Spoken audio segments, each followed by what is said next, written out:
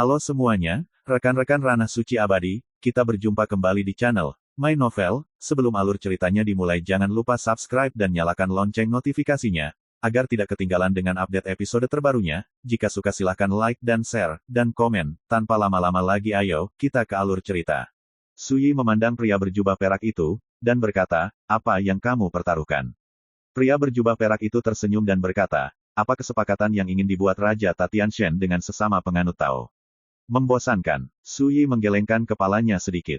Bagaimana dia bisa peduli dengan kesepakatan apapun? Tujuan akhir pergi ke kuil surga adalah untuk menyelamatkan leluhur kodok yang menelan. Pria berjubah perak itu berkata, kalau begitu bertaruh apakah dia bertekad untuk membunuhmu dan aku? Membosankan. Suyi menggelengkan kepalanya lagi. Pria berjubah perak itu berpikir sejenak, dan berkata, lalu. Sebelum dia selesai berbicara, Suyi bertanya dengan bingung, kamu sangat suka berjudi. Pria berjubah perak itu tersenyum dan menggelengkan kepalanya, teman Tao salah paham, saya baru saja mendengarkan dikatakan bahwa di alam rahasia Doutian ini, ada benda terlarang yang disebut, dadu keberuntungan. Harta karun ini sangat ajaib. Itu berasal dari kekuatan keberuntungan dalam kekacauan bawaan. Taois harus tahu bahwa kekuatan keberuntungan berhubungan dengan takdir dan keberuntungan. Segala sesuatu di dunia memiliki alasannya sendiri, dan semua roh di dunia memiliki takdirnya sendiri. Barang selundupan semacam itu telah melibatkan beberapa misteri takdir, jadi secara alami menakutkan dan ajaib. Oh, Suyi tiba-tiba menjadi tertarik dan berkata, apa hubungannya harta ini dengan perjudian? Barang terlarang yang berhubungan dengan keberuntungan, dan itu juga dadu. Dari namanya, kamu bisa tahu bahwa harta ini ada hubungannya dengan perjudian. Pria berjubah perak itu tersenyum dan berkata, harta ini untuk merampas keberuntungan orang melalui perjudian. Tentu saja, jika Anda memenangkan harta ini dalam perjudian, Anda juga dapat mengambil keberuntungan bawaan yang terkandung dalam harta ini. Kata Suyi, apakah harta ini ada di tangan Raja Tatian? Pria berjubah perak itu mengangguk dan berkata, benar, aku yakin Raja Tatian akan bertaruh melawan kita. Suyi tidak bisa menahan diri untuk tidak melirik ke arah perak pria berjubah, orang ini tahu banyak. Pria berjubah perak itu tersenyum dan berkata, taruhan saya melawan sesama Taois tidak lebih dari membosankan, tapi itu tidak sama dengan bertaruh melawan Raja Dewa. Taois harus berhati-hati. Suyi berpikir sejenak, lalu tiba-tiba berkata, kamu di sini untuk bertarung. Apa yang ingin dilakukan dunia rahasia? Aku, pria berjubah perak itu berkata dengan penuh arti. Jika aku mengatakan bahwa aku datang ke sini bukan untuk pecahan dao surgawi, atau untuk dadu keberuntungan, apakah kamu akan mempercayaiku? Suyi sedikit mengernyit, tanpa berkata apa-apa. Pria berjubah perak itu tidak menyebutkan masalah itu. Aula besar melangkah di langit. Dibangun di atas gunung kuno yang penuh dengan kekacauan. Sepintas, aliran udara yang kacau itu seperti naga yang melilit harimau, dan semua jenis jalan saling terkait, seperti tempat jalan itu berasal. Dan Aula Tatian yang terletak di puncak gunung bermandikan kekacauan yang diubah oleh aliran udara yang kacau. Posisi, kepala naga. Di dalam aula, seorang lelaki gemuk seperti bukit sedang duduk di kursi utama di tengah. Kulitnya putih, matanya sipit dan panjang, dan penampilannya tidak berbeda dengan manusia. Dia adalah Raja para Dewa. Kepala 7 Raja Dewa, penguasa dunia rahasia Doutian. Di aula utama, dia tidak sendirian, kursi di kedua sisinya penuh dengan figur. Semuanya adalah dewa-dewa abadi. Tidak ada kekurangan dari 9 master dewa halus yang mengguncang dunia dalam nama domain para dewa. Misalnya, leluhur kodok yang menelan sedang duduk di dalamnya. Selain itu, tanah terlarang ruang waktu. Hong Taiyu dari Five Thunder Temple juga duduk di dalamnya. Suasana di aula tegang. Semua dewa abadi menahan napas dan memusatkan perhatian mereka, semua mata tertuju ke tengah aula. Dalam kehampaan, ada dadu seukuran kepalan tangan bayi yang mengambang, berputar dengan sendirinya. Ajaibnya, dengan perputaran dadu, untaian jalan cahaya dan hujan yang tidak jelas dan misterius terjadi. Semuanya, apakah kalian siap? Di kursi utama di tengah, Raja Dewa Tatian, yang segemuk bukit, bertanya sambil tersenyum, wajahnya penuh kebaikan. Semua orang mengangguk. Oke, ayo mulai. Raja Tatian mengangkat tangannya sedikit. Di tengah aula, dadu yang berputar cepat berhenti tiba-tiba, dengan satu sisi menghadap ke atas. Desir, semua mata tertuju pada sisi atas. Jam 3, banyak orang menghela nafas panjang seperti tali yang tegang benar-benar rileks. Jam 3, ada juga beberapa orang yang kulitnya tiba-tiba berubah, dan masing-masing dari mereka merasa seolah-olah sedang duduk di atas pin dan jarum, dan jiwa mereka hilang. Semuanya, saya masih mengatakan hal yang sama. Saya bersedia berjudi dan mengaku kalah, tapi saya tidak menyalahkan siapapun. Tatianshan Wang berkata dengan lembut. Belum lagi, ini adalah dadu keberuntungan, yang merupakan barang selundupan bawaan dan tidak bisa dimanipulasi, apalagi ditipu. Ming, Mengerti. Seorang lelaki tua berbaju abu-abu berkata dengan getir. Saya ingin membayar kekayaan yang sesuai untuk mengimbangi nasib buruk ini. Suara itu jatuh begitu saja. Dadu datang ke atas kepala lelaki tua berpakaian abu-abu itu dengan kedutan, menghasilkan kekuatan aneh yang menyelimuti seluruh tubuh lelaki tua berpakaian abu-abu itu. Segera, lelaki tua berpakaian abu-abu itu mengeluarkan erangan teredam, merasa sepertinya ada sesuatu yang hilang dalam sumber kehidupan, tetapi dia tidak dapat membedakannya dengan jelas. Dan di atas kepalanya, cahaya keemasan yang hampir transparan menyembur keluar, yang langsung ditelan oleh saringan itu. Adegan ini disaksikan oleh semua orang yang hadir, dengan ekspresi yang berbeda-beda. Gumpalan cahaya emas halus dan ilusi itu dikatakan sebagai sumber kehidupan. Kekayaan Qi, berasal dari takdirnya sendiri, sering memberkati orang di dunia. Keberuntungan kekayaan bergulir, yang disebut keberuntungan kekayaan mengacu pada semacam keberuntungan dalam hidup seseorang. Dan bagi para pertapa, rejeki bisa dianggap sebagai semacam nafas dalam sumber kehidupan. Setelah terpengaruh, itu pasti akan mempengaruhi kekayaan masa depan. Dan itu aneh dan misterius. Dadu keberuntungan, dapat merampas kekayaan orang. Aku ingin mengimbangi kesialan ini dengan vitalitasku. Segera setelah itu, seorang pria parubaya pucat berbaju hitam berkata dengan ekspresi muram. Banyak orang menghela nafas secara diam-diam. Dalam taruhan sebelumnya, pria parubaya berbaju hitam itu kehilangan hampir semua harta dan kekayaannya. Sekarang, satu-satunya pilihan adalah menggunakan asal-usul kehidupan, untuk membayar harga dan mengimbangi bencana yang akan datang. Dan saat suara pria parubaya berbaju hitam jatuh, dadu keberuntungan muncul di atas kepalanya.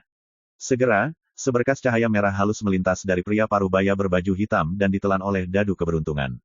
Tiba-tiba, pria parubaya berbaju hitam mengeluarkan erangan teredam, dan semangatnya melemah 3 poin, seolah-olah dia kehilangan banyak vitalitas secara tiba-tiba.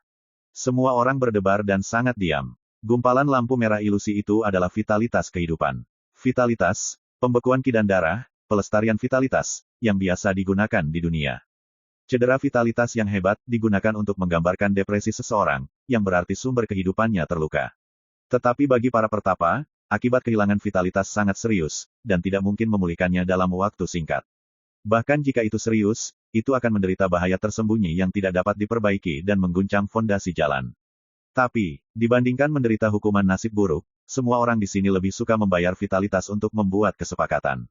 Karena, dadu keberuntungan itu. Kemalangan, terlalu menakutkan. Sebelumnya, ada dewa-dewa 8 penyempitan yang menggigit peluru dan menanggung nasib buruk semacam ini. Akibatnya, dia duduk di sana tanpa bergerak, dan diam-diam kehilangan semua vitalitas, benar-benar berubah menjadi mumi. Segera, para dewa abadi yang gagal bertaruh diambil oleh dadu keberuntungan. Anugerah, kekayaan, daya hidup, sampai ini berakhir. Raja Tatian berkata dengan senyum lembut, kalau begitu, mari kita lanjutkan. Sepertinya itu adalah diskusi, tetapi sebenarnya tidak bisa ditolak sama sekali, karena dadu keberuntungan mulai berputar lagi. Putaran taruhan baru juga akan dimulai atas dasar ini. Datang lagi, bisakah kita berhenti di sini? Seseorang menyarankan dengan suara bergetar. Dari hari ini hingga sekarang, sudah ada 9 pertaruhan, dan setiap ada yang menang dan kalah, ada yang senang dan ada yang sedih. Meskipun beberapa orang cukup beruntung untuk menang, taruhan seperti itu membuat orang gemetar dan berada di bawah tekanan besar. Karena jika Anda tidak hati-hati, Anda akan membayar harga yang sangat mahal. Jangan khawatir, ayo bermain dulu, dan akan ada orang yang datang nanti. Tatian Shen Wang tersenyum hangat. Mari kita tunggu pendatang baru. Semua orang saling memandang dengan cemas, tidak berani menolak. Dewa Raja Surga ini tampaknya baik hati dan baik hati, tidak berbahaya bagi manusia dan hewan, tetapi dia adalah seorang algojo yang memalingkan wajahnya dan menolak untuk mengenali siapapun. Semua dewa abadi yang hadir di sini bersama-sama bukanlah tandingan Raja Dewa ini. Aturan lama, semua orang bisa menebak poinnya. Meskipun game ini sangat membosankan dan sederhana, tapi, ini juga sangat mengasyikkan, bukan? Tatian Shen King berkata sambil tersenyum, mengangkat tangannya dan menunjuk ke satu dari orang-orang yang hadir. Mulailah denganmu. Pria itu menelan ludah, dan menghitung dengan cepat dengan kelima jarinya yang terkumpul di lengan bajunya. Jika dadu keberuntungan bisa disimpulkan, apa gunanya memainkannya? Raja Tatian menggelengkan kepalanya sambil tersenyum. Mari kita mulai. Kurasa, jam 2. Pria itu menarik napas dalam-dalam dan membuat keputusan. Dadu keberuntungan sangat spesial, hanya ada 3 sisi dengan angka, yaitu 1, 2 dan 3, ditandai dengan titik hitam, mewakili nasib buruk, malapetaka, 3 sisi lainnya kosong. Menurut Tatian Shen Wang, sebagai barang selundupan, keberuntungan dan kesialan datang bersamaan dalam dadu keberuntungan, kemalangan terletak pada terang, dan keberuntungan terletak pada kegelapan.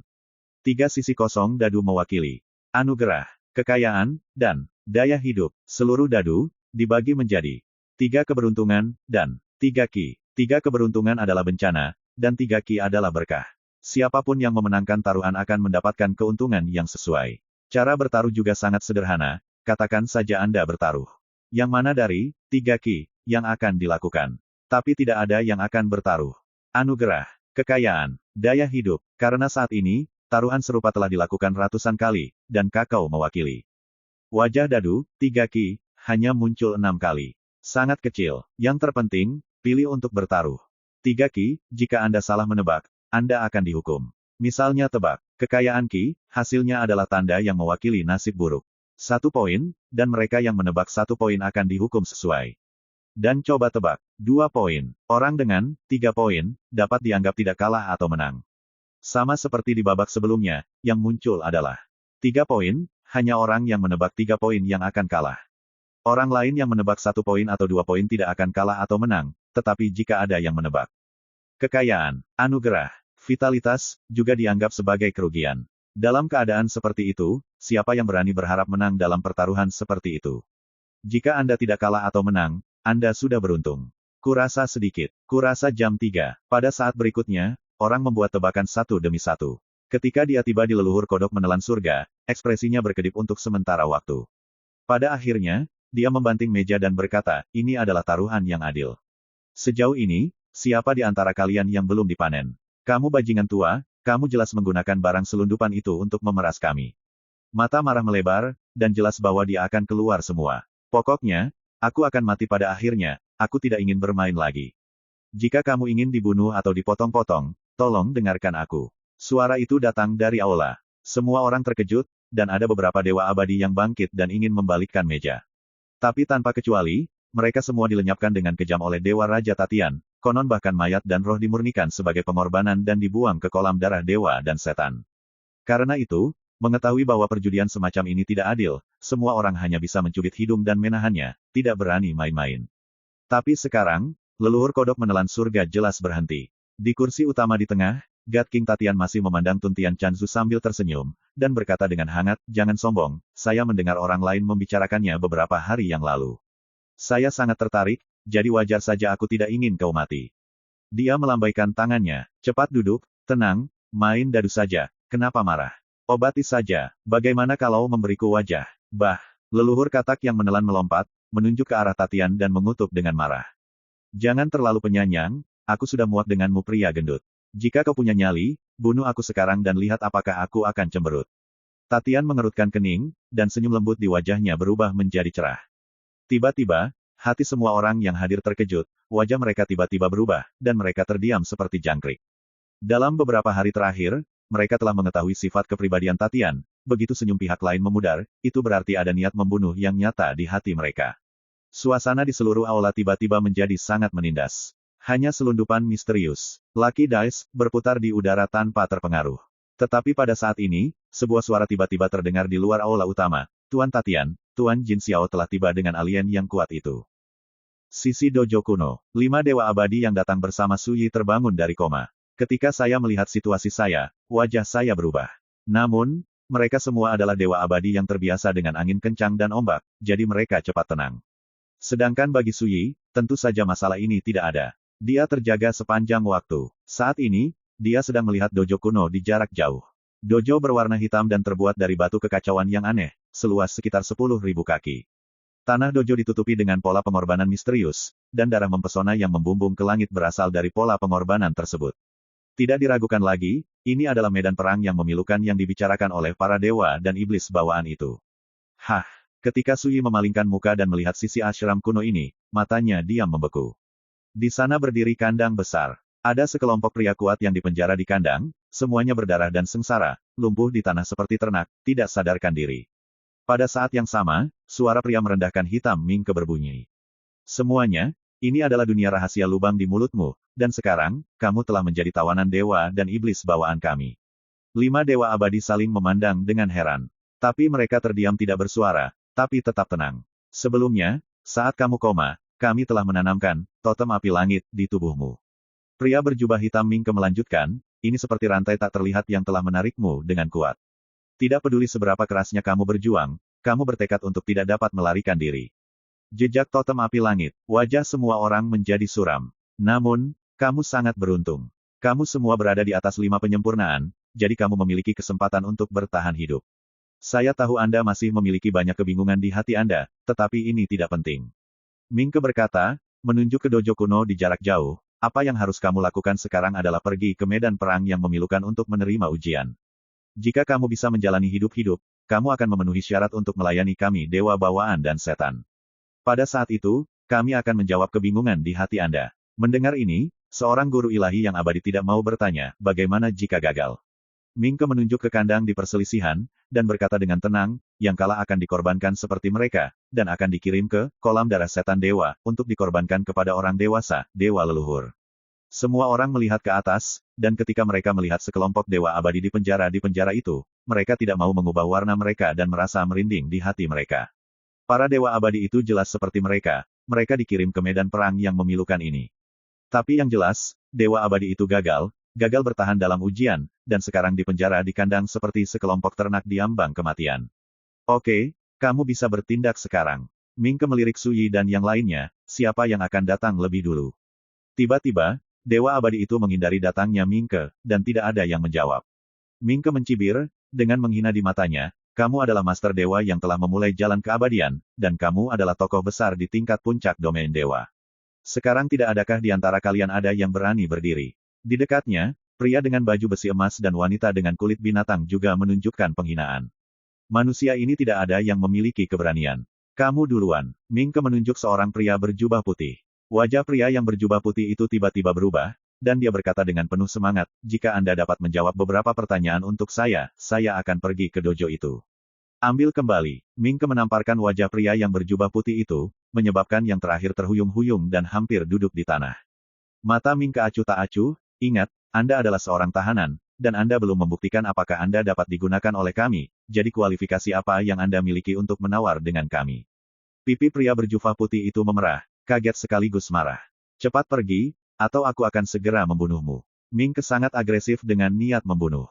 Ekspresi pria berubah putih itu berubah beberapa saat, dan akhirnya dia menyeringai dan berkata, aku akan bertarung denganmu. Ledakan. Dia melompat dan langsung pergi untuk membunuh Mingke. Taoisme alam abadi di tingkat pemurnian ketujuh benar-benar pecah pada saat ini.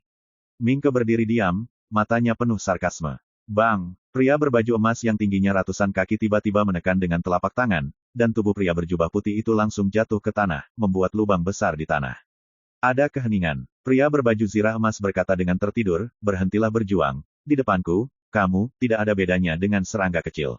Saat dia berkata, dia meraih pria yang berjubah putih itu, leluhur memerintahkan agar kalian semua pergi ke medan perang yang memilukan untuk menerima ujian. Aku tidak akan melanggar perintah. Jika tidak, aku akan memotongmu menjadi potongan untuk dimakan. Sudah. Begitu dia menggerakkan tangannya, dia memegangi pria berjubah putih itu dan melemparkannya ke dojo kuno di jarak jauh. Pada saat kritis, seorang lelaki tua tiba-tiba berdiri, memeluk sosok lelaki berkulit putih, dan memblokirnya dari medan perang kuno.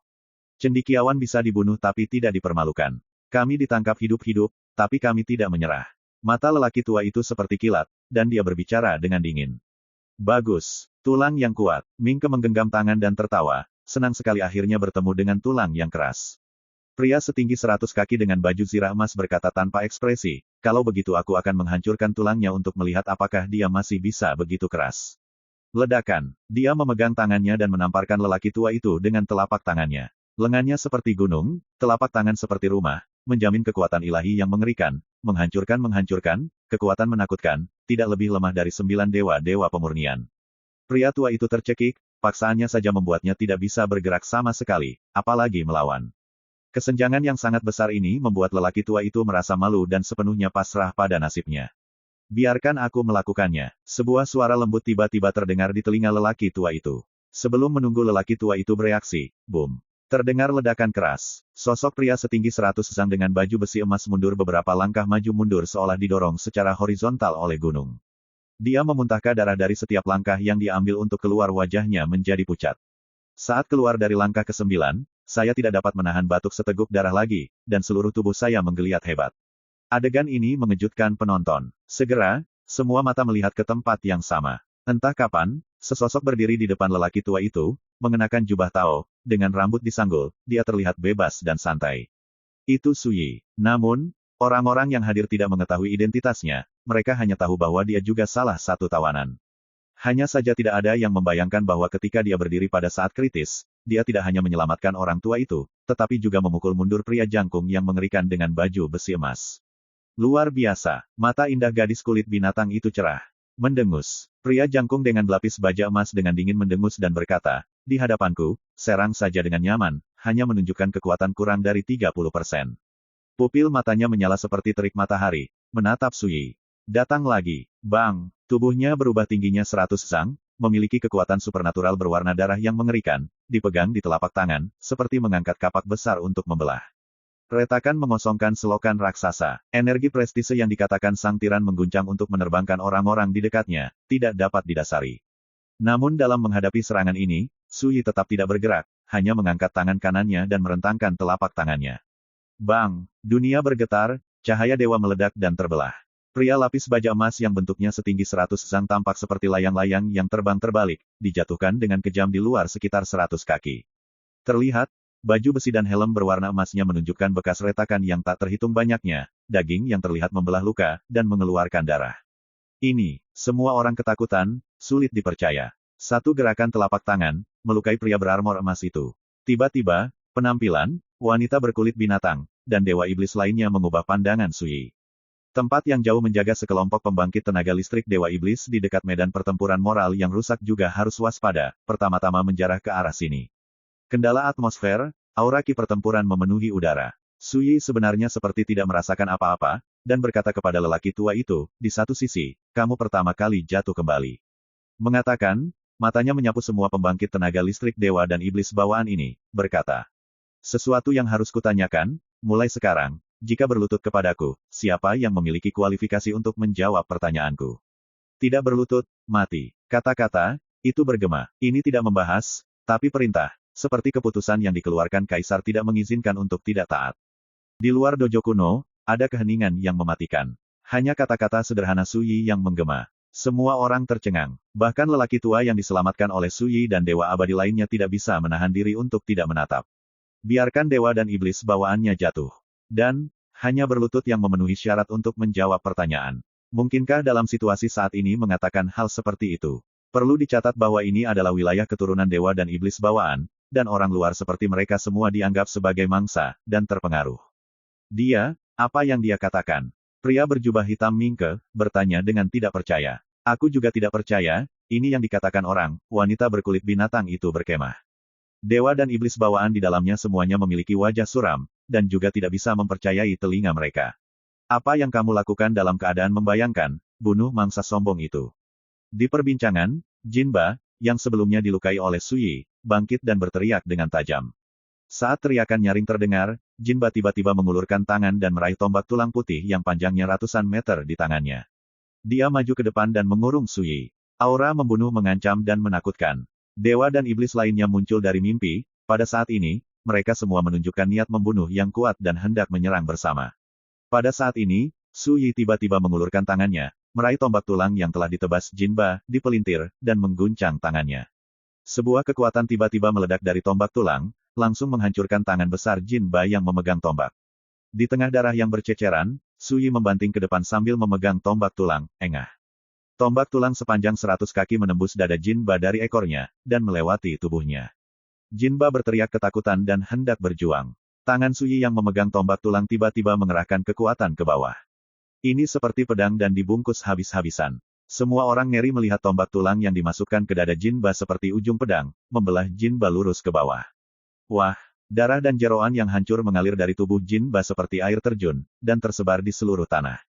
Jinba juga berlutut di tanah dengan keras. Rasanya seperti memotong dengan garpu. Namun, bagian atas, garpu, ada di dada. Tubuh bagian atasnya masih utuh, tetapi bagian tubuh di bawahnya berdarah dan berdarah. Ada ketidakpercayaan darinya, dan kengerian tertulis di wajahnya. Adegan berdarah dan menakutkan membuat orang bergidik. Dan Su Yi telah mengeluarkan tombak tulangnya, mengangkat sikunya, dan menyapunya dengan santai. Bang! Kepala Jinba terkoyak. Jeritan juga berhenti tiba-tiba. Iblis bawaan yang begitu kuat sehingga dia bisa mengancam penguasa 9 penyempurnaan tiba-tiba mati. Darah yang intens mengisi kekosongan. Setiap orang yang melihat pemandangan ini, baik itu dewa-dewa abadi atau dewa bawaan dan iblis yang hadir, merasa merinding dan wajah mereka berubah drastis. Ini terlalu kejam, menghancurkan kehidupan dewa dan iblis yang kuat seperti membunuh ayam dan anjing. Kamu, mata Mingke melebar, menatap Sui. Apakah kamu abadi setengah langkah dalam ras manusia? Sui mengabaikannya, memandang dewa dan iblis itu dengan acuh tak acuh. 3 jari, jika tidak ada yang berlutut, mereka semua akan mati. Dalam satu kalimat, itu seperti lonceng kematian. Semua dewa dan iblis itu menarik nafas, merasakan kekuatan dan keangkuhan Sui. Sebelumnya, ketika Sui meminta mereka untuk berlutut, mereka semua merasa tidak masuk akal dan konyol. Tapi sekarang, dengan kematian Jinba, siapa yang berani berpikir begitu? Dalam keheningan yang berbunyi, dewa dan iblis bawaannya berkeping-keping dan berkata, dunia mistik Doutian ini adalah wilayah klan saya. Tidak peduli seberapa kuatnya Anda pasti akan, di tengah kata-kata, ada suara yang menusuk menembus udara. Ketika Sui mengayunkan tangannya, tombak tulang sepanjang 100 kaki jatuh dari langit, menghancurkan tubuh dewa dan iblis bawaan itu. Bang! Tubuh yang hancur terkoyak, darah terciprat, dan mimpi buruk merah, yang mengejutkan para dewa dan iblis dalam keheningan, dan semuanya berubah warna, dan mereka segera mundur. Berlutut atau tidak, pilih satu. Sui berkata ringan, siapapun yang berbicara omong kosong akan mati. Penonton terdiam. Suasana berdarah dan terserap membuat orang terkesiap. Aku tidak akan berlutut padamu ras manusia yang tercela dan rendah bahkan jika aku mati. Tiba-tiba, sosok kekar berselimut sisik Cian meraung, membunuh dengan kejam dan mengepung Sui. Ya ampun, saat berikutnya, tubuhnya ditusuk oleh tombak tulang dan dipaku sampai mati di tengah jalan. Seperti kelinci yang dibunuh oleh tombak pemburu. Tidak ada kekuatan untuk berjuang dan melawan sama sekali. Pada saat ini, bahkan para dewa-dewa abadi itu dapat melihat bahwa ketika berhadapan dengan dewa dan iblis bawaan itu, pemuda berjubah Tao itu memiliki kekuatan penghancur yang mutlak. Ini mengejutkan mereka semua. Siapa orang ini? Mengapa saya belum pernah melihatnya sebelumnya di God's Domain? Mungkinkah keberadaan yang menakutkan dari tempat terlarang dalam ruang dan waktu? Mundur. Beberapa dewa dan iblis bawaan berbalik dan melarikan diri, semuanya ketakutan oleh kekuatan Sui. Sui memegang tombak tulang di tangannya, dan dia memotong, menghancurkan, menikam, atau menyapu. Gerakan sederhana, tetapi penuh dengan kekuatan penghancur yang tak terkalahkan, dunia benar-benar dalam kekacauan. Para dewa dan iblis yang melarikan diri jatuh satu demi satu, sosok mereka meledak seperti kertas. Salah satu dewa dan iblis melarikan diri paling cepat, dan dia akan menghilang jauh ke langit. Tetapi pada saat ini, saat Sui mengangkat tangannya dan melemparkan tulang tombak, dewa dan iblis yang melarikan diri dengan cepat tidak selamat, dan meledak seperti angsa yang ditembak. Seperti kembang api berdarah yang bermekaran di bawah langit gelap jauh, warnanya merah tua dan menyilaukan. Serangkaian tindakan hampir terjadi dalam sekejap mata. Ketika orang-orang sadar kembali, hanya pria berkulit hitam Mingke dan wanita berkulit binatang yang tersisa di arena. Wajah keduanya suram, sosok mereka gemetar tak terkendali, dan mata mereka penuh ketakutan saat melihat Sui. Dari awal hingga akhir, sosok Sui berdiri di tempatnya, tidak bergerak. Tapi Jinba dan dewa serta iblis yang kuat itu semuanya dibantai seperti anjing. Tidak ada yang selamat, tidak ada yang selamat. 3 jari ada di sini. Sui menatap Mingke dan pria kulit binatang itu. Ekspresinya acuh tak acuh seperti sebelumnya, ucapannya santai acuh tak acuh seperti sebelumnya, dari awal hingga akhir, dia tampak tenang dan semilir. Tapi semakin banyak kasusnya, semakin menakutkan dan tak terduga. Celepuk, celepuk, suara Sui masih menggema, dan lutut Mingke dan gadis kulit binatang itu bergetar dan mereka terjatuh di tanah. Pria tua terbentang dan dewa-dewa lain yang diselamatkan oleh Sui sebelumnya hanya bisa terkejut dan tidak bisa berkata-kata. Itu adalah dewa dan iblis bawaan. Pada saat ini, semua orang sangat ketakutan sehingga mereka terjatuh. Yang mulia, jika Anda ingin menanyakan sesuatu, Anda bisa bertanya, dan jika saya bisa menjawab, saya akan mengatakan yang sebenarnya. Mingke menundukkan kepalanya, wajahnya pucat pasi. Sui membersihkan pakaiannya dan berkata, kalau begitu ceritakan tentang rahasia dunia lubang. Dengan dewa bawaan dan setan. Bahkan sampai sekarang, Sui belum mengetahui seberapa besar rahasia dunia lubang itu, dan berapa banyak orang kuat dari garis keturunan dewa bawaan dan iblis yang tersebar di sana. Selanjutnya, Mingke dan wanita berkulit binatang bekerja sama dengan sangat baik, menceritakan situasi dunia rahasia lubang satu persatu. Setelah seperempat jam, Sui akhirnya mengerti. Itu disebut oleh dunia luar. Lubang dunia rahasia, tetapi di mulut dewa dan iblis bawaan, itu disebut alam rahasia Doutian. Seperti dugaan Sui sebelumnya, dunia ini diciptakan dalam sebagian pecahan kacau yang tersisa dari kelahiran domain dewa. Orang yang menciptakan dunia ini adalah orang bernama Para dewa dan iblis dari dewa leluhur Doutian. Seseorang dianggap sebagai keturunan dewa dan setan. Keberadaan mitos, leluhur kuno. Alam rahasia Doutian tidak besar, tetapi juga pesawat dunia besar yang sebanding dengan dunia luar, diselimuti kegelapan malam abadi sepanjang tahun. Saat ini terdapat kurang dari 2.000 orang kuat dari garis keturunan dewa dan iblis yang tersebar di alam rahasia Doutian. Di antara mereka, hanya ada 16 dewa dan setan kuno yang sebenarnya lahir sebelum kelahiran domain dewa. Sebagian besar dewa dan iblis lainnya lahir dari kekacauan alam rahasia Doutian selama bertahun-tahun setelah kelahiran domain dewa. Tahun-tahun yang tak berujung dan panjang telah berlalu, dan hanya ada kurang dari 2.000 lebih dewa dan iblis bawaan. Alasannya adalah dewa dan iblis bawaan tidak dapat diproduksi, dan mereka semua lahir dari kekacauan. Dengan cara ini, itu akan dipertimbangkan. Bawaan, itu sebabnya mereka disebut dewa bawaan dan setan. Sangat mengesankan bahwa era dewa dan iblis bawaan telah lama berlalu sejak awal kekacauan, dalam tahun-tahun yang panjang dan tanpa akhir, asal-usul kekacauan di dunia domain dewa telah berevolusi menjadi dunia Grendao, surga dan dunia. Ini seperti penggalian tanah yang memungkinkan dewa bawaan dan iblis berlipat ganda, menyebabkan jumlah mereka turun drastis. Demikian pula, ini juga merupakan asal mula dewa dan iblis bawaan sejak zaman kuno. Alasan mendasar mengapa era bawaan Wutai telah ditarik dari panggung sejarah dan menghilang dari sungai waktu yang panjang. Mereka memang menakutkan, lahir sebagai dewa, menyendiri, dengan darah yang luar biasa dan kekuatan gaib yang hebat. Namun, memiliki kelemahan fatal dalam reproduksi dan pewarisan. Misalnya, di alam rahasia Doutian, masih ada bagian dari kekacauan yang tersisa, sehingga beberapa dewa dan setan dapat lahir satu demi satu di tahun-tahun yang panjang. Dalam analisis terakhir, hampir tidak ada tanah di domain dewa ini yang dapat melahirkan dewa dan iblis bawaan. Tapi sekarang, dengan munculnya masa-masa gelap dan kacau, aturan dan menjadikan Suksu runtuh, dan satu-satunya sumber kekacauan yang tersisa di domain dewa juga menghilang seiring berjalannya waktu. Masalah, memotong anak dan cucu. Tepatnya karena mereka merasakan krisis yang mendekat ini, di masa lalu, pusat kekuatan para dewa dan iblis yang tersebar di alam rahasia Doutian dengan panik menangkap makhluk abadi dari dunia luar. Salah satunya adalah merekrut bawahan dan bersiap untuk pergi ke dewa domain di masa depan. Yang kedua adalah menyempurnakan makhluk abadi yang ditangkap sebagai pengorbanan, mempersembahkan korban kepada mereka yang tertidur. Dewa leluhur Doutian dalam kolam darah dewa dan iblis. Semakin banyak pengorbanan yang dikorbankan, semakin cepat dewa leluhur Doutian akan bangun. Saat dewa leluhur Doutian bangun sepenuhnya, dia akan dapat membawa mereka, pusat kekuatan dari keturunan dewa dan iblis, untuk bertarung bersama ke dunia luar. Suyi memiliki firasat bahwa mungkin di domain dewa saat ini, garis keturunan dewa dan iblis bawaan hampir punah. Namun, di tempat lain di domain dewa, pasti juga ada dunia rahasia yang kacau seperti alam rahasia Doutian yang tersisa dari kelahiran domain dewa. Misalnya, benua ilahi bumi tengah. Itu adalah jantung dari domain dewa, dan reruntuhan Gunung Cisong adalah tempat sumber utama kekacauan di domain dewa berada.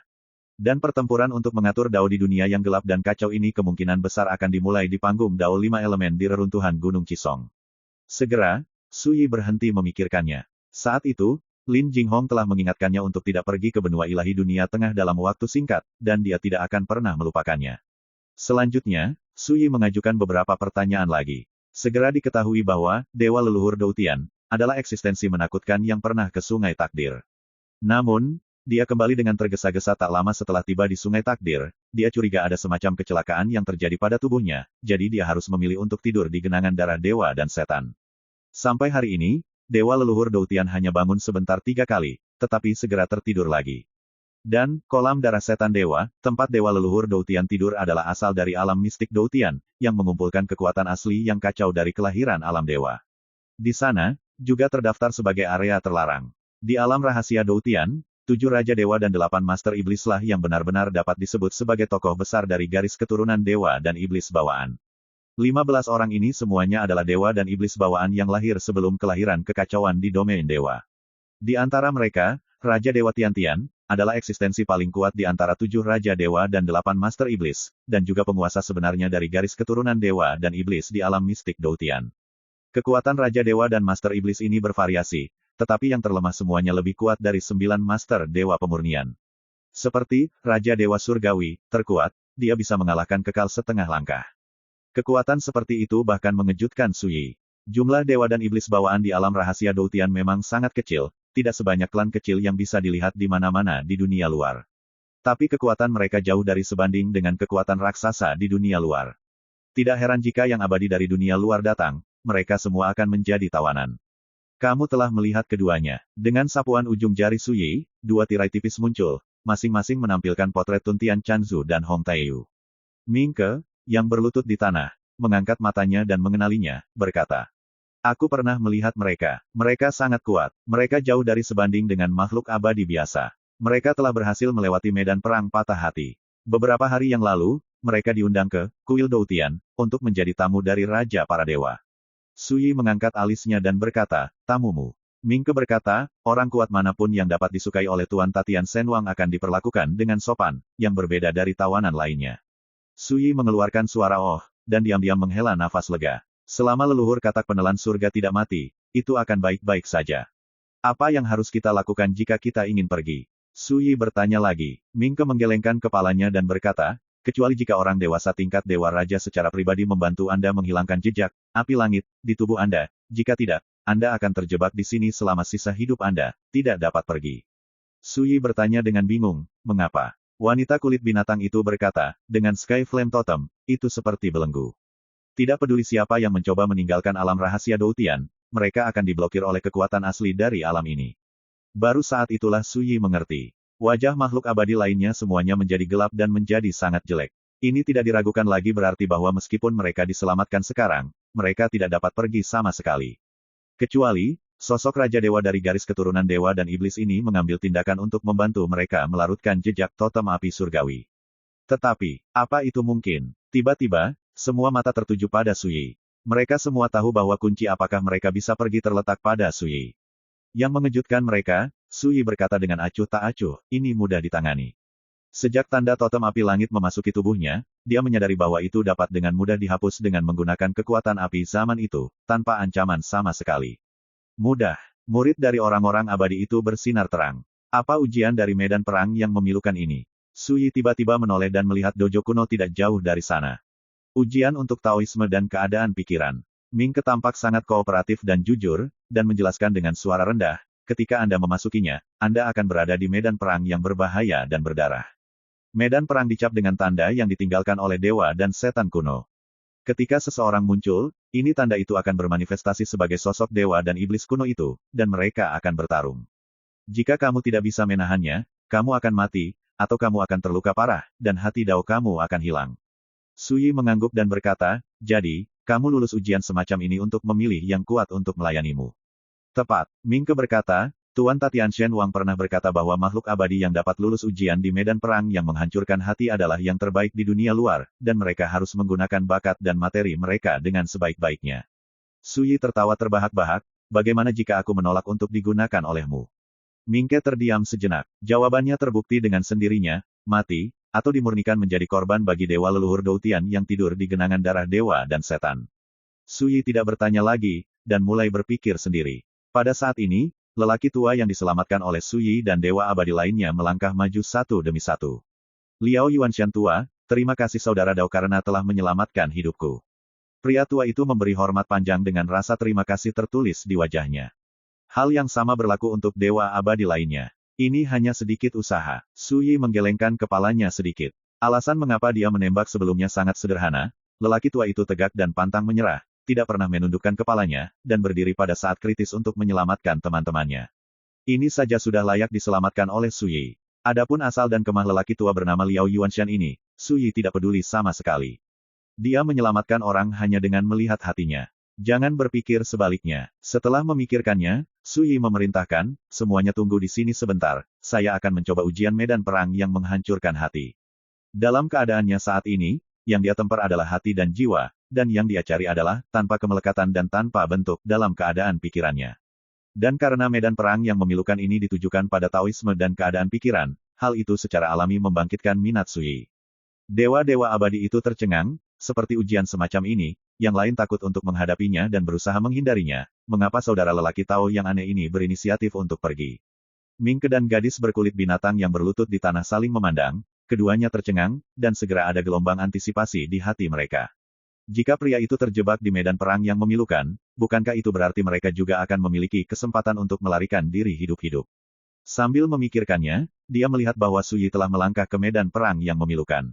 Ledakan. Dojo tiba-tiba meraung, dan pola dewa dan setan yang menutupi tanah bersinar, dan pancaran darah yang menyilaukan keluar, benar-benar menenggelamkan dojo kuno bersama dengan sosok Sui. Orang tua bernama Liao Yuanshan dan para dewa abadi tidak bisa menahan rasa gugup. Mereka benar-benar tidak tahu mengapa Sui bersikeras pergi ke medan perang patah hati pada saat ini. Bahkan jika Anda ingin pergi, setidaknya bunuh kedua dewa dan iblis yang berlutut di tanah terlebih dahulu, bukan? Bukankah dia khawatir kedua dewa dan iblis itu melarikan diri? Tidak hanya Liao Yuanshan dan yang lainnya, Mingke dan gadis kulit binatang itu tidak bisa menahan keterkejutannya. Bagaimana orang ini bisa pergi ke medan perang patah hati dengan begitu percaya diri? Jangan khawatir tentang kecelakaan. Namun, ini tidak diragukan lagi merupakan hal yang luar biasa bagi mereka berdua. Tanpa ragu, keduanya bangkit dari tanah, berniat untuk segera melarikan diri dan meminta bantuan. Wajah Liao Yuanshan dan yang lainnya tiba-tiba berubah, dan mereka segera melakukan pengepungan, mengepung Mingke dan gadis kulit binatang itu. Apakah kamu mencoba untuk mati? Mata Mingke dingin, dan seluruh tubuhnya memancarkan kekerasan, keluar dari sini. Kalau tidak, apa? Suara acuh tak acuh terdengar, menyela kata-kata Mingke.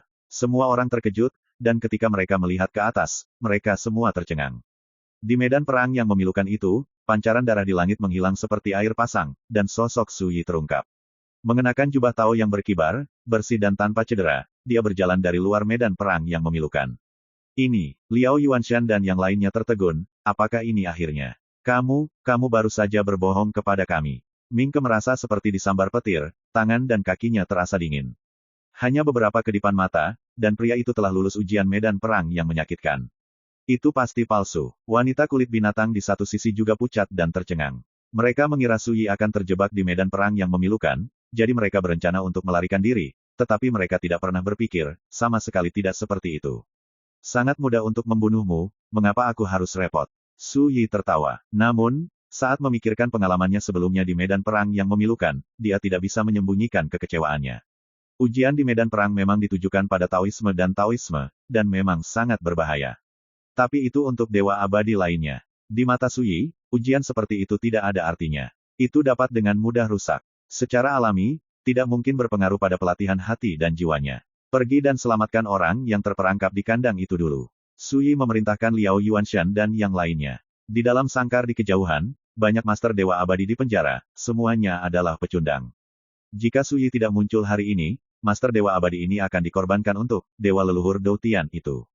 Bagus. Liao Yuanshan dan yang lainnya langsung setuju. Dan Sui menatap Mingke dan gadis kulit binatang itu. Pada saat ini, mereka berdua ketakutan, dan jiwa mereka membeku, dan tanpa sadar berlutut bersama lagi. Itu memalukan. Tapi untuk bertahan hidup, keduanya jelas tidak peduli dengan apapun. Sui menggelengkan kepalanya sedikit, dan berkata, bangun, aku tidak akan membunuhmu sekarang, aku akan membawaku ke kuil surga nanti. Pergi ke kuil surga, apakah orang ini akan melawan Tuan Tatian Senwang? Baik Mingke dan wanita kulit binatang itu terkejut dan tidak percaya. Meskipun Mingke dan gadis kulit binatang itu terkejut, mereka tidak berani mengatakan apapun. Bagi mereka, prioritas utama adalah menyelamatkan hidup mereka. Di kejauhan, Liao Yuanshan dan yang lainnya telah menerobos sangkar dan menyelamatkan rekan-rekan yang terperangkap. Melihat hal tersebut, Sui tidak ragu lagi, dan memutuskan untuk pergi ke Temple of Heaven. Tapi pada saat ini, terdengar suara menembus udara di kejauhan. Lebih dari 10 cahaya menyilaukan muncul dan meraung ke sisi ini, aura mereka mengancam, dan mereka tidak menyembunyikan apapun. Pemimpinnya adalah seorang pria dengan tubuh burung dan binatang buas, dengan sepasang sayap guntur, matanya seperti kilat kemasan, dan jiwanya terpesona. Ketika dia datang dari kejauhan, itu seperti guntur dan kilat kemasan menembus malam yang gelap, menyilaukan dan berkobar, ganas dan menakutkan. Ini Tuan Lei Jue. Mingke disegarkan. Orang yang datang tidak lain adalah Raja Iblis Lei Jue, salah satu dari 8 penguasa iblis dari garis keturunan dewa dan iblis di alam rahasia Dou Tian. Dewa dan iblis yang lahir untuk mengatur aturan asli guntur dan kilat. Mingke menekan ekstasi di dalam hatinya dan tidak berani mengatakan apa-apa, karena takut dimusnahkan oleh Sui dengan lambaian tangannya. Wanita kulit binatang di satu sisi juga jelas sangat bersemangat, tapi seperti Mingke, dia tidak berani mengungkapkan apapun. Apa yang terjadi di sini? Di kejauhan, pria berkepala burung dan bertubuh manusia berdiri tegak, memandang ke arah Sui dan yang lainnya. Sungguh kekuatan yang menakutkan. Wajah Liao Yuanshan dan yang lainnya tiba-tiba berubah. Mungkinkah ini setengah langkah keberadaan abadi? Aura pria berkepala burung dan tubuh manusia itu terlalu menakutkan. Hanya berdiri di sana, dia mengubah langit dan bumi ini menjadi medan guntur, dan atmosfer kehancuran merembes kemana-mana. Mingke menarik napas dalam-dalam, dan berkata dengan getir, kembalilah ke tuanmu, kami telah menjadi sandera. Suyi tertawa terbahak-bahak, aku tidak bermaksud mengancam siapapun bersamamu. Saat dia mengatakan itu, dia mengalihkan pandangannya ke Raja Iblis Lei Jue berkepala burung di kejauhan. Aku akan menginjak kuil surga, jika kamu berani menghentikanku, kamu akan mati. Arogansi. Di samping Demon Lord Lei Jue, seorang pria besar dengan 3 kepala dan 6 lengan dan tubuh seperti bukit berteriak tajam, itu hanya ras manusia rendahan, beraninya kamu. Sebelum dia selesai berbicara, Suyi mengangkat tangannya dan menunjuk ke arah pria raksasa itu. Ledakan. Seberkas energi pedang turun dari langit, seperti bima sakti jatuh ke langit, tenggelam ke langit. Kekuatan pedang yang tak tertandingi membuat mata Raja Iblis Lei Jue membeku, dan tiba-tiba dia melambaikan sayap gunturnya, seperti sepasang bilah tajam yang terangkat 1000 kaki, dan menebas energi pedang itu. Ledakan, kekosongan runtuh, dan nyala api berkobar. Meskipun dia memblokir pedang pada saat kritis, sosok Raja Iblis Lei Jue bergoyang keras dan hampir terlempar ke belakang. Dan akibat pertempuran dari pukulan ini menghancurkan semua dewa dan setan yang mengikutinya. Terutama pria raksasa dengan 3 kepala dan 6 lengan, yang langsung terlempar setelah pertempuran, dengan bekas pedang berdarah muncul di sekujur tubuhnya. Semua orang terkejut. Kulit kepala Mingke dan wanita berkulit binatang itu tergelitik untuk sementara waktu. Di antara 8 Raja Iblis Lei Jue berada di peringkat keempat. Dia tampaknya bukan yang teratas, tetapi kekuatannya cukup untuk mengintimidasi keberadaan abadi setengah langkah dalam umat manusia. Siapa yang berani membayangkan bahwa ketika dia melawan energi pedang itu, dia hampir terguncang. Bahkan, tidak bisa melindungi orang-orang di sekitarnya dari dampaknya. Minggir, Raja Iblis Lei Jue melangkah maju, dan cincin guntur yang tak terhitung jumlahnya muncul di sekujur tubuhnya, padat, seperti busur listrik yang meledak, merobek retakan yang tak terhitung jumlahnya di langit dan bumi itu. Kekuatan dan pengaruhnya telah meroket jauh dari sebelumnya. Pergi, dengan lambaian tangannya, 18 cincin guntur meraung, meledak ke arah Suyi seperti gunung dan laut. Suyi melambaikan telapak tangannya seperti pedang, dan mengguncangnya dengan keras. Yang mengejutkannya, 18 cincin Dewa Guntur itu sangat ajaib, meskipun dia berhasil menembusnya satu persatu pada akhirnya, kekuatan guntur yang dahsyat dilepaskan ketika cincin dewa itu hancur mengguncang sosoknya berulang kali. Hukum guntur orang ini jelas tidak mengandung nafas keabadian, tapi sangat kuat, sangat kuat. Suyi terkejut. Dia bisa merasakan bahwa hukum petir Dao yang dikendalikan oleh Raja Iblis Lei Jue sangat murni dan kental, dengan semacam pesona kembali ke leluhur dan kembali ke aslinya, asal mula Taoisme. Jika Dao Guntur di dunia dibagi menjadi 3, 6 atau 9 tingkat, maka Dao Guntur yang dikendalikan oleh Raja Iblis Lei Jue adalah yang tertua, paling primitif, dan tertinggi. Membunuh. Di belakang dewa-dewa Lei Jue, sepasang sayap guntur melambai, merobek ruang, dan datang tiba-tiba dan dengan keras. Di antara telapak tangannya, dia mengangkat putaran Thunder Dao Sun, dan membanting ke arah Suyi dengan kejam. Mata semua orang tertusuk, jiwa mereka berdenyut, dan dunia gelap seperti malam abadi diterangi, menyilaukan dengan terang. Ledakan, raungan yang menghancurkan bumi bergema di seluruh langit. Dalam semburan cahaya, sosok Suyi terguncang lagi, dan dia mundur. Adegan ini membuat Liao Yuanshan dan Master Dewa Abadi lainnya tegang, dan dua semuanya berkeringat untuk Suyi. Kunci penyelamatan mereka terletak pada Suyi. Jika Suyi kalah, mereka juga akan tamat. Diblokir lagi. Demon Lord Lei Jue sedikit terkejut. Segera, dia mengeluarkan dengusan dingin, dan sosoknya tiba-tiba terentang, tiba-tiba digembungkan oleh sepasang sayap guntur, seperti gunting yang menembus langit. Sayap terhuyung-huyung, dan memotong ke arah Suyi dengan kejam. Hukum guntur yang mengalir di sayap sangat cemerlang dan mempesona, dan juga sangat tajam dan menakutkan. Pada saat ini, Suyi menarik napas dalam-dalam, kekuatan di tubuhnya melonjak seperti sungai yang deras, dan setiap inci kulitnya mengungkapkan cahaya pedang yang jernih. Kekuatan pedang yang misterius dan agung juga menyebar dari tubuh Suyi, menghancurkan langit dan menghancurkan 10 arah. Sepasang sayap guntur saling silang dan dipotong diblokir oleh kekuatan pedang yang dilepaskan dari tubuh Suyi bahkan di tengah jalan. Tidak bisa masuk. Pupil Demon Lord Lei Jue menyusut. Hanya dengan kekuatan pedang, bisakah dia memblokir gerakan pamungkasnya? Sebelum dia bisa bereaksi, Suyi merentangkan lengan kanannya, kelima jarinya seperti ujung pedang, dan dia menyapu udara dengan nada meremehkan. Ledakan, sepasang sayap guntur patah dari tengah, patahannya halus dan lurus, benar-benar terbagi menjadi 4 bagian. Sepotong kekosongan itu tersapu oleh energi pedang ke jurang besar yang tak terduga. Sosok Raja Iblis Lei Jue berkedip, dia dipukul, dan erangan teredam keluar dari bibirnya.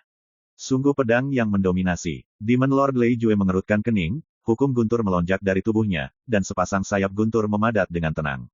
Hanya kali ini, sayap guntur ditutupi dengan kilat seperti darah merah, membentuk pusaran darah guntur yang aneh, yang menghancurkan kehampaan tempatnya berdiri dan benar-benar runtuh.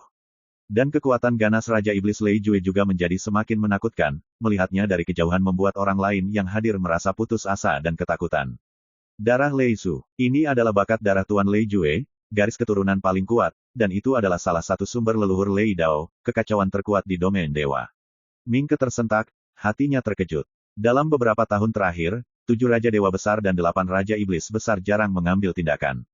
Oleh karena itu, bahkan orang kuat dari garis keturunan dewa dan iblis di alam mistik Doutian ini sudah lama tidak menyaksikan kekuatan darah Lei Su. Tetapi pada saat ini, untuk menghadapi pembudidaya pedang aneh dari dunia luar, Raja Iblis Lei Jue jelas akan menggunakan seluruh kekuatannya. Dalam kehampaan, Su Yi mengangkat alisnya. Dia mungkin menebak mengapa Demon Lord Lei Jue ini begitu kuat. Sebagai dewa dan iblis bawaan, orang ini muncul jauh sebelum kelahiran domain dewa. Yang melahirkan bakat dan kekuatannya adalah kekuatan kacau asli dari domain dewa. Hukum guntur yang dia kuasai secara alami luar biasa. Fisik dan bakat khusus seperti inilah yang memungkinkannya memiliki kekuatan tempur abadi yang menghalangi setengah langkah.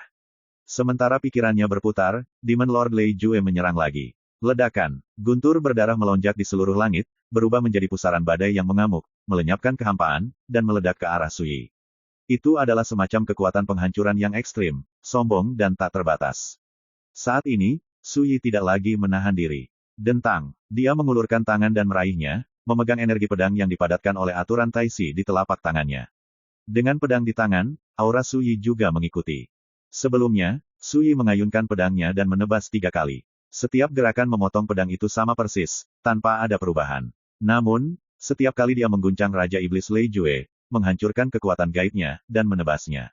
Semua ini membuat semua orang sangat merasakan kekuatan Su Yi. Tampaknya di depannya, jalan apapun, kekuatan supernatural apapun, dapat dipotong dengan satu pedang. Meskipun tindakan tebasan pedangnya sederhana, auranya terus meningkat, begitu kuat hingga dia merasa tak tertandingi. Dan ketika dia memotong pedang keempat saat ini, ekspresi Demon Lord Lei Jue menjadi sangat bermartabat.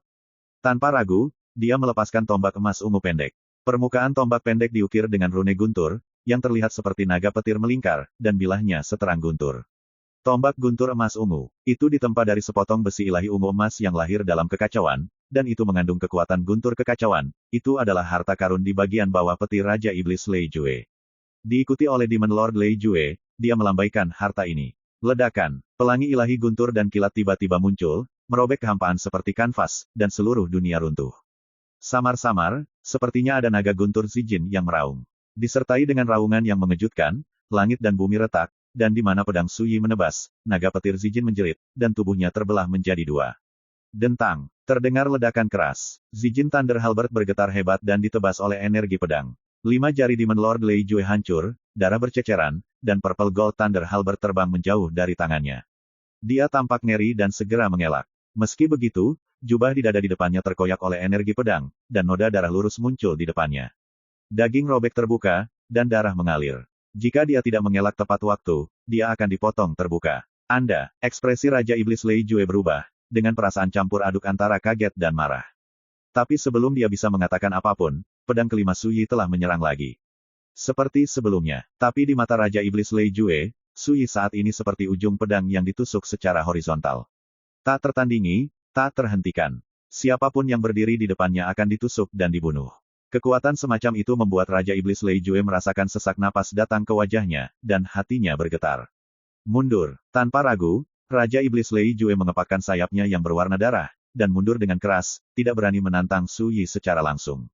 Ledakan. Energi pedang setinggi 3.000 kaki melintasi langit, dan pada ujung pedang, Raja Iblis Lei Jue mundur 8.000 kaki. Penonton terdiam, kaget dan linglung. Siapa yang tidak bisa melihat bahwa Su Yi tidak hanya melukai dan mengguncang Raja Iblis Lei Jue di antara 5 pedang ini, tetapi juga menghancurkan seluruh tubuh Raja Iblis Lei Jue, membunuhnya begitu ketakutan sehingga dia tidak berani bertarung langsung. Melihat kembali sikap Su Yi dari 5 pedang, tampaknya hal itu dapat dijelaskan oleh 8 karakter, perjalanan panjang lurus ke dalam, goyangkan yang besar dan hancurkan yang kuat. Jika kamu tidak mengembangkan kekuatanmu, kamu akan kehilangan akal jika kamu menghabiskan kekuatanmu. Ini seharusnya menjadi kelemahan dari garis keturunan dewa dan iblismu. Su Yi mengelus ujung pedang dengan ujung jarinya, dan berbicara pelan. Dia mengerti, dewa dan iblis bawaan memang menakutkan dan tidak terbatas, lahir untuk menjadi penguasa 9 langit di atas. Namun, kelemahan mereka adalah keadaan pikiran mereka. Saya tidak pernah mengalami penempaan berjuang untuk bertahan hidup dari yang paling rendah hati. Saya tidak pernah melatih pikiran saya selangkah demi selangkah dari tempat terlemah, dan memoles suasana hati saya. Memang, mereka tidak perlu mempedulikannya, karena kekuatan mereka cukup kuat untuk membuat sebagian besar orang kuat dunia di alam yang sama menjadi redup.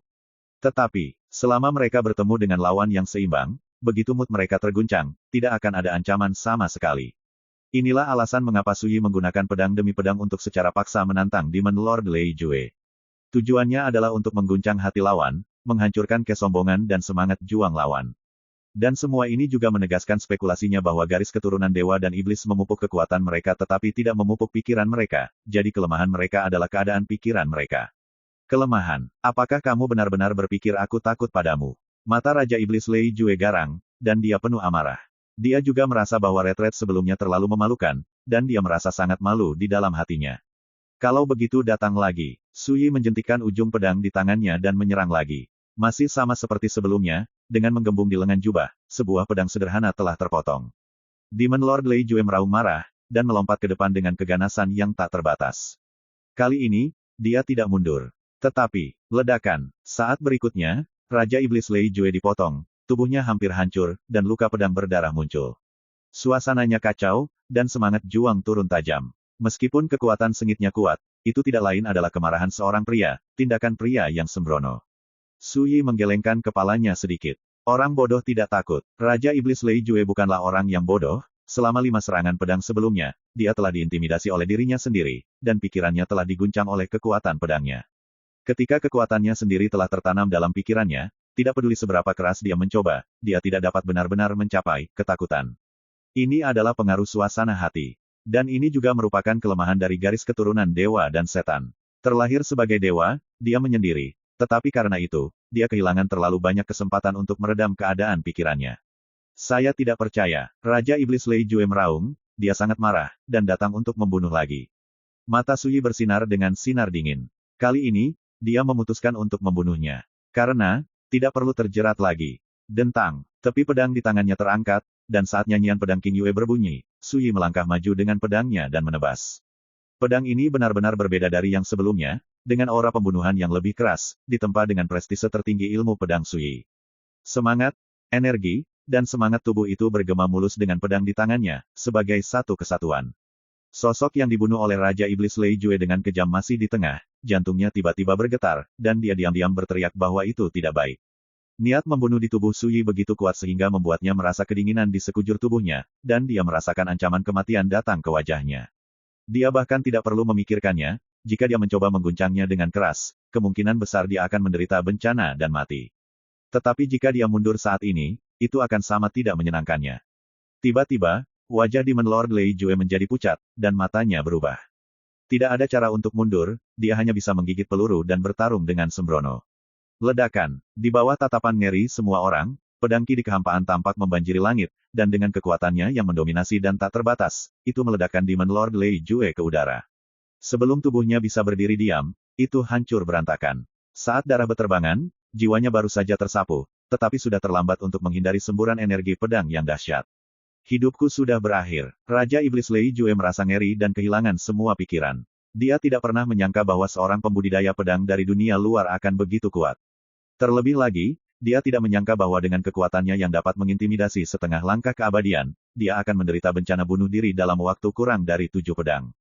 Terlalu menakutkan. Tuan Lei Jue, Mingke dan wanita berkulit binatang itu dicengkeram oleh hati mereka, wajah mereka menjadi pucat. Mereka, seperti para dewa dan iblis yang datang bersama Demon Lord Lei Jue, juga terpana, mereka tidak menyangka Demon Lord Lei Jue dikalahkan begitu cepat. Saat ini, mereka semua akan mengalami bencana. Berhenti. Pada saat ini, di bawah langit jauh, raungan terdengar. Apa yang lebih cepat dari suara itu adalah bunga biru, sehijau batu giok, dengan 9 kelopak mekar, dan cahaya keemasan bersinar dari benang sari. Bunga biru ini muncul dari udara tipis, langsung menyelimuti jiwa Raja Iblis Lei Jue di dalamnya. Itu hanya 9 kelopak, tapi itu seperti penghalang surga 9 lapis, menghalangi sisa kekuatan pedang Sui. Ledakan. Energi pedang runtuh. Bunga biru dan putih bergetar hebat, dan kelopaknya menunjukkan sedikit retakan. Tetapi pada akhirnya dia memblokir pedang dan menyelamatkan roh primordial Raja Iblis Lei Jue pada saat kritis ini. Sudah putus asa, Mingke dan orang kuat lainnya dari garis keturunan dewa dan setan tercengang pada awalnya, dan kemudian sangat gembira.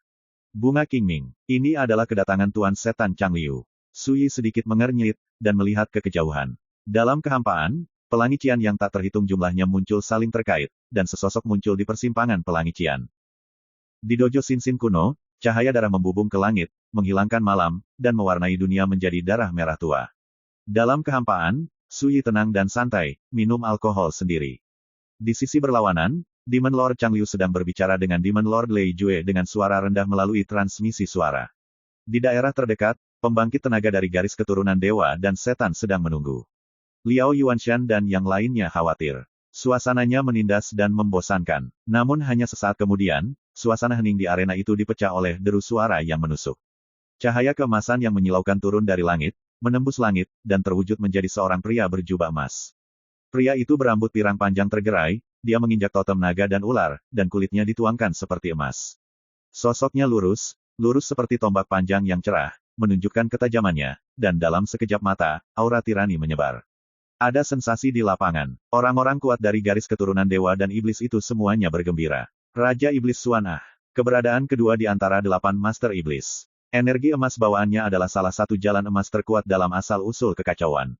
Xuan Ah, ini putranya. Raja Iblis Chang Liu mengangkat tangannya dan menunjuk ke Sui yang jauh, dan mulai mengirimkan suara dengan suara rendah. Sui menutup mata untuk ini. Segera, sosok lain muncul dari langit. Menabrak. Aliran airnya deras dan deras, seperti sungai Tianhe yang menjebol tanggulnya, mengalir deras. Di air yang bergulung, sosok wanita terpantul di dalamnya, seperti dewa air yang berjalan melawan ombak.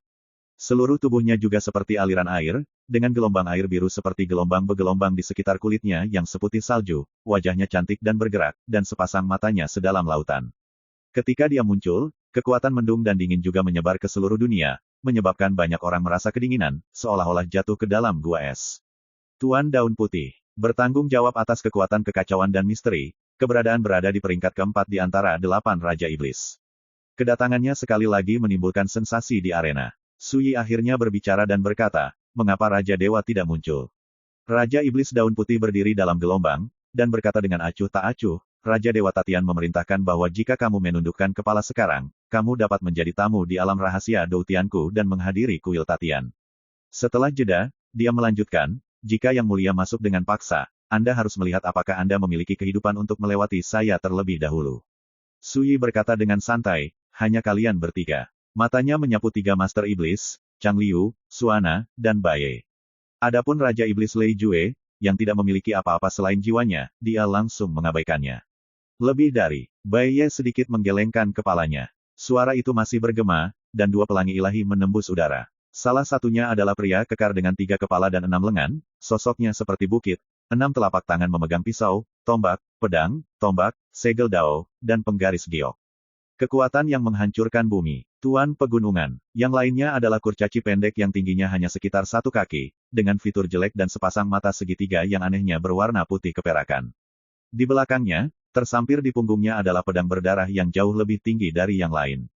Tuan Qiutu. Sejauh ini, termasuk Demon Lord Lei Jue, sudah ada 6 Demon Lord yang hadir.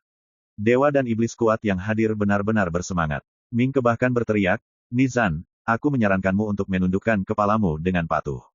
Jika tidak, kamu akan mati tanpa tempat untuk menguburmu. Dia telah dipaksa oleh Sui untuk berlutut untuk bertahan hidup sebelumnya, dan hatinya penuh dengan penghinaan dan ketakutan. Tapi sekarang, semua penghinaan dan ketakutan ini hilang, hanya kegembiraan dan kebencian yang tersisa. Tundukkan kepalamu. Tidak, dia harus dibuat berlutut juga. Jangan lupa bagaimana dia membunuh sesama dewa dan iblis kita sebelumnya. Wajah cantik wanita kulit binatang itu penuh dengan kebencian. Keributan ini pun membuat suasana yang sudah tegang menjadi gelisah. Sui mengabaikannya dan hanya bertanya, apakah masih ada lagi? 3 kata ringan dan berkibar bergema di seluruh dunia. Saya tidak tahu berapa banyak dewa dan iblis yang terpana, itu tidak terbayangkan, orang ini sama sekali tidak tahu betapa berbahayanya situasinya. Demon Lord Xuana, yang bermandikan cahaya keemasan yang menyilaukan, berkata dengan dingin, membunuhmu saja sudah lebih dari cukup. Sui mengangguk dan berkata, kalau begitu mari kita mulai. Setelah selesai berbicara, dia meletakkan kendi anggur, membalikkan telapak tangannya, dan pedang muncul di tangannya. Adegan ini membuat mata semua Master Iblis sedikit memadat. Demon Lord Lei Jue menyebutkan sebelumnya bahwa ketika dia hampir mati, pembudidaya pedang manusia di sisi berlawanan tidak pernah menggunakan benda asing. Tapi saat ini, sebelum pertarungan sebenarnya dimulai, lawan sudah menunjukkan pedang dao. Biarkan aku mencoba kemampuannya terlebih dahulu. Dengan teriakan nyaring, Demon Lord Lunsan berkepala 3 dan berlengan 6, yang berbentuk seperti gunung kecil, tiba-tiba berteriak, dan dalam sekejap, dia tiba-tiba muncul di depan Su Yi. Ledakan. Dengan 6 tangannya, dia mengambil 6 harta pisau, senjata, pedang, tombak, segel dao, dan penggaris giok, dan mengecam Su Yi dengan kejam. Pedang itu seterang listrik. Pistol bersinar seperti bintang. Pedang itu seperti air pasang. Bilah tombak itu seperti salju. Kemudian segel itu menggantung tinggi di langit, menekan tanah di sekitar Su Yi. Penguasa giok menyapu, dan api penyucian angin dan api muncul. Serangan semacam ini benar-benar mengepung Su Yi dari segala arah, sepertinya dia sendirian, tetapi sepertinya 6 musuh mengepung dan membunuhnya bersama. Ekspresi Su Yi acuh tak acuh, tidak sedih atau senang, dia hanya mengangkat pedang di dekatnya, menunjuk ke langit dan menghantam bumi, energi pedang itu seperti kuda, dan dia memotong 10 arah dengan marah. Dentang, dentang, dentang, dentang, sebuah tabrakan padat yang memekakkan telinga terdengar. Kekuatan penghancur yang kejam membanjiri kehampaan. Dan sosok besar seperti bukit dari Demon Lord Lunsan dikirim terbang terbalik oleh Sok. Harta karun yang dipegang oleh 6 lengan semuanya berdengung dan bergetar, dan ratapan mereka mengguncang langit. Wajahnya tiba-tiba berubah, kekuatan pedang yang mengerikan. Sebelum dia bisa berdiri diam, Su Yi mengepakkan jubah tahunnya dan mengayunkan pedangnya untuk membunuhnya. Duh! Demon Lord Whiteleaf di kejauhan melambaikan tangannya. Kekosongan retak, bima sakti bergulir, dan semburan dahsyat menyapu jalan Su Yi dan menenggelamkan 9.000 kaki di sekelilingnya. Sungai yang perkasa sepenuhnya diubah oleh aturan Suanyin yang paling yin dan lembut, begitu tenggelam, apa yang abadi dan apa yang tidak buruk akan musnah. Deras. Tetapi saya melihat bahwa Su Yi menginjak kaki, dan bilahnya terbalik, seperti lukisan yin dan yang, seperti memotong dengan jelas dan keruh, di mana pedang Qi datang, pedang itu mematahkan Tianhe. Potong air dengan pisau dan buat air mengalir lebih banyak. Tidak, di bawah pedang Su Yi, sepertinya bisa memotong semburan zaman. Tianhe yang berguling runtuh. Wajah cantik Raja Iblis Daun Putih tiba-tiba berubah. Pada saat yang sama, Su Yi telah tiba di depan Raja Iblis Gunung Lunsan, menghunus pedangnya untuk membunuh. Ledakan. Energi pedang membubung ke langit, membuka langit, menghancurkan tanah, dan menghancurkan langit. Hanya gerakan pedang yang mendominasi membuat hati Tuan Iblis Lunsan bergetar, dan wajahnya berubah lagi, dia tidak berani ragu sama sekali, dan menggunakan kekuatan gaibnya untuk bertarung di bagian bawah kotak. Saat berikutnya, seluruh tubuhnya terhempas, mulut dan hidung ketiga kepala itu menyemburkan darah bersamaan, 2 dari 6 lengannya patah, dan darah mengalir secara horizontal. Pedang ini terlalu menakutkan. Ini memberi orang perasaan tidak penting yang luar biasa dan tidak berdaya untuk melawan. Sebelumnya, Demon Lord Lunsan juga belajar dari Demon Lord Lei Jue betapa menakjubkannya kekuatan tempur Su Yi, dan mempelajari detail spesifik dari pertempuran antara Demon Lord Lei Jue dan Su Yi. Tapi sekarang Demon Lord Lunsan tahu, atau Demon Lord Lei Jue berbohong. Atau Su Yi mempertahankan kekuatannya dalam pertempuran dengan Demon Lord Lei Jue. Orang ini terlalu menakutkan, dengan niat pedang, hampir tak terkalahkan dan tak tertahankan. Melihat Su Yi menyerang lagi, pada saat kritis, kedua Raja Iblis Suana dan Chang Liu menyerang bersama. Demon Lord Suana memegang tombak panjang di tangannya, dan menusuk udara dengan tembakan sederhana di ujung tombak, cahaya keemasan meledak seperti bintang yang tak terhitung jumlahnya. Dengan satu tembakan, itu seperti pohon api dan bunga perak meledak, sangat luar biasa dan sangat menakutkan. Karena dalam sedikit cahaya bintang keemasan itu, ada aura pembunuh yang mengerikan yang setebal itu. Dan Raja Iblis Chang Liu mencubit jarinya, dan pelangi cian yang tak terhitung jumlahnya tumbuh dengan gila-gilaan dari kehampaan, membentuk bunga biru di seluruh langit, benar-benar menghancurkan semua rute pelarian Su Yi. Kekuatan yang menyerang ini, memang bisa disebut sebagai tombak Demon Lord Suana yang sempurna dan dalam, yang paling berbahaya. Tapi, pelangi cian yang dikeluarkan oleh Raja Iblis Chang Liu ini adalah yang paling sulit untuk ditangani. Begitu terkena, akan terus tumbuh, seperti menenun jaring ikan yang mengunci jiwa. Jika pertempuran semacam ini sebelumnya, Su Yi hanya bisa berusaha lebih keras dan akan menggunakan kekuatan eksternal. Namun saat ini Su Yi tidak takut. Bangun, Su Yi berkata dalam hati, saat ini Su Yi menggunakan kekuatan jiwa untuk membentuk niat pedang jiwa. Saat ini Su Yi memegang pedang jiwa yang kekuatannya sangat mencengangkan. Ketika pedang Su Yi dipotong lurus, seketika suasana berubah. Satu serangan mengandung kekuatan pedang yang menakutkan hingga membuat kulit kepala mereka kesemutan, mengatakan situasi yang membuat hati bergetar. Keduanya melahirkan tawon lalat untuk menggoyang pohon dan melemparkan jerami melawan angin perasaan kecil tak mampu. Sekaligus, dua Raja Iblis serentak seragam simultan, seragam berubah warna. Itu tidak baik. Ini adalah serangan pikiran. Tapi satu langkah, di dalam hati mereka yang dikatakan terlambat, pamor pedang Su Yi bisa meletus sepenuhnya. Bang! Segudang cahaya bintang emas runtuh hingga padam. Raja Iblis yang lebih datar terbang terbalik langsung dengan tombak pistol, panahnya lurus seperti benar-benar menembak. Mengikuti dari dekat, sisa-sisa mosaik tembakau yang tak terhitung jumlahnya semakin berkurang, udara pedang Ki itu lurus seperti angin puyuh yang menyapu awan yang berserakan, akan membuat Raja Iblis tetap terbang jauh. Sebuah pedang, menggagalkan serangan gabungan dua Raja Iblis. Tapi, sejak memulai aksinya pada saat itu, Sui telah mengalahkan serangan Raja Iblis Gunung dan Yemo sang penguasa putih terus-menerus. Keheningan yang mematikan dari penonton. Pembekuan yang terstimulasi pada wajah pembangkit tenaga listrik garis keturunan Dewa Iblis ini, bola matanya menatap ke arah yang besar, penundaan dalam hal itu. Perkiraannya berbeda dengan mereka, menghadapi Sui yang dikepung oleh Raja Iblis, tidak hanya belum ditekan, seseorang yang berpedang dan menerobos garis musuh, malah menghancurkan banyak kolaborasi Raja Iblis. Sepi, beberapa Yuanshan dan yang lainnya tercengang, dimulai sepenuhnya. Namun ketika semua orang terkejut, tiba-tiba, dalam kehampaan, seseorang mengusap ujung pedang berwarna darah itu dan muncul tiba-tiba, menyapu ke arah Sui. Diam, tanpa kekuatan berfluktuasi, aneh. Melihat dengan mata kepala sendiri yang mengusap ujung bilahnya untuk membelah dari bawah ke atas pada Sui. Bang! Sui tiba-tiba melangkah. Segera, kekosongan 1000 zang 3,33 meter, yang berpusat pada wujudnya, tiba-tiba runtuh. Gundukan tumotuan yang bentuk kurcacinya terlihat ganas, terkena serangan. Seluruh wajahnya tidak bisa dipercaya, bagaimana mungkin? Bagi rekan-rekan pencinta main novel, mohon dukungan, tekan like dan subscribe, agar Mimin tambah semangat lagi. Terima kasih.